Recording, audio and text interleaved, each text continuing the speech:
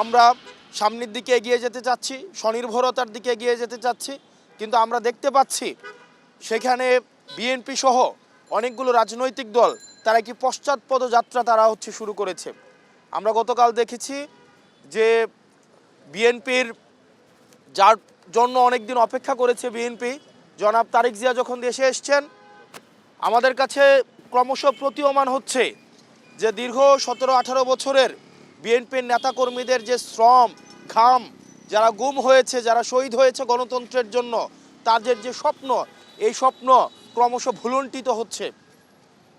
গতকাল তারেক জিয়ার সাথে যারা দেখা করেছে তারা এই জুলাই অভ্যুত্থানের বিপক্ষে ছিল, যারা দেখা করেছে তারা তারেক জিয়ার জন্য যেই কর্মীরা দীর্ঘ 17 বছর নির্যাতন নিপীড়িত হয়েছে, যারা গণতন্ত্রের জন্য, ভোটের অধিকারের জন্য নির্যাতন নিপীড়িত হয়েছে, যারা পরিবারের সাথে থাকতে পারেনি, মামলা হামলার জন্য যারা বাসায় যেতে পারেনি, যারা বিএনপির সাধারণ নেতাকর্মীদের হত্যার বৈধতা উৎপাদন করেছে, যেসব মিডিয়া, যেসব মাফিয়া, যেসব লুটেরা, তাদের সাথে গতকাল দেখলাম জনাব তারেক জিয়া রহমানের হাস্যোজ্জ্বল ছবি।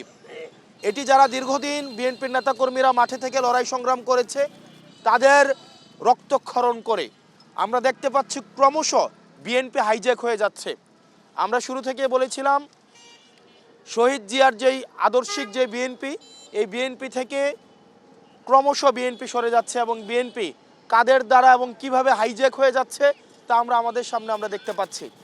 একই সাথে সাথে নির্বাচনকে সামনে রেখে প্রশাসনের যেই নগ্ন ভূমিকা আমরা দেখতে পাচ্ছি, তা আমাদেরকে বিগত 3টে ইলেকশনের কথা মনে করিয়ে দেয়।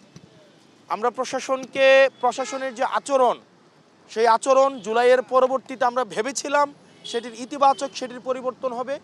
দুঃখজনক বিষয় হচ্ছে তাদের সে আচরণ, যে স্তাবকের যে আচরণ, একটি দলকে যেভাবে আনকন্ডিশনালি যেভাবে সাপোর্ট দিয়ে যাচ্ছে যে আচরণ, সেটি আমাদেরকে আহত করছে। এভাবে যদি চলতে থাকে তাহলে এই সরকারি অর্থ অপচয় করে এই নির্বাচনের কোনো প্রয়োজন নেই। গণতন্ত্রের জন্য যেই লড়াই সংগ্রাম হয়েছে দীর্ঘ 17 বছর, বিএনপির নেতাকর্মীরা যেভাবে রাস্তায় নির্যাতিত হয়েছে, নিপীড়িত হয়েছে, এই প্রশাসনের নগ্ন আচরণকে যদি বিএনপি এন্টারটেইন করে, তাহলে এই 17 বছরে যারা ইলিয়াস আলী থেকে শুরু করে যারা গুম হয়েছে, আজকের আমাদের শহীদ ওসমান হাদি পর্যন্ত যারা শহীদ হয়েছে, তাদের রক্তের প্রতি সেটি অপমান করা হবে। সেজন্য বিএনপিকে গণতন্ত্র যদি রক্ষা করতে হয়, তাহলে এই প্রশাসনের নগ্ন আচরণের তাদেরকেও প্রতিবাদ জানাতে হবে।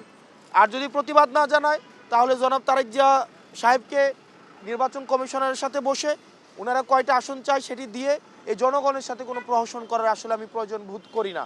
ডিসিরা, এসপিরা নগ্নভাবে এই নির্বাচনে হস্তক্ষেপ করছে।